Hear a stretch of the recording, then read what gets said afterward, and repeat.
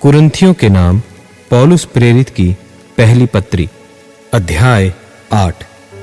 अब मूर्तों के सामने बलि की हुई वस्तुओं के विषय में हम जानते हैं कि हम सबको ज्ञान है।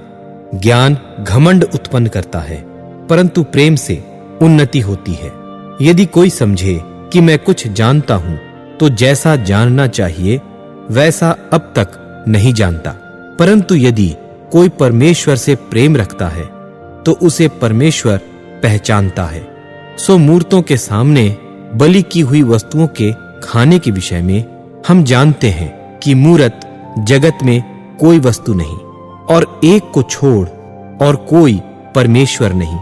यद्यपि आकाश में और पृथ्वी पर बहुत से ईश्वर कहलाते हैं, जैसा कि बहुत से ईश्वर और बहुत से प्रभु हैं, तो भी हमारे निकट तो एक ही परमेश्वर है, अर्थात पिता, जिसकी ओर से सब वस्तुएं हैं, और हम उसी के लिए हैं। और एक ही प्रभु है, अर्थात यीशु मसीह, जिसके द्वारा सब वस्तुएं हुई, और हम भी उसी के द्वारा हैं।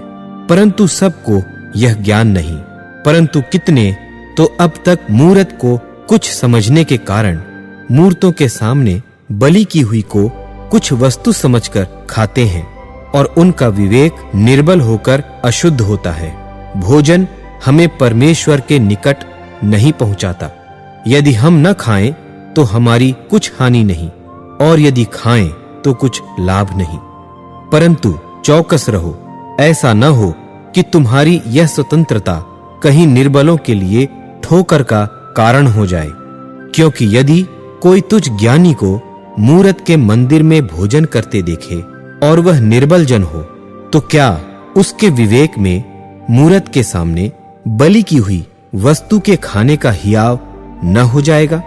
इस रीति से तेरे ज्ञान के कारण वह निर्बल भाई, जिसके लिए मसीह मरा, नाश हो जाएगा। सो भाइयों का अपराध करने से और उनके निर्बल विवेक को चोट देने से तुम मसीह का अपराध करते हो। इस कारण यदि भोजन मेरे भाई को ठोकर खिलाए, तो मैं कभी किसी रीति से मांस न खाऊंगा, न हो कि मैं अपने भाई के ठोकर का कारण बनूं।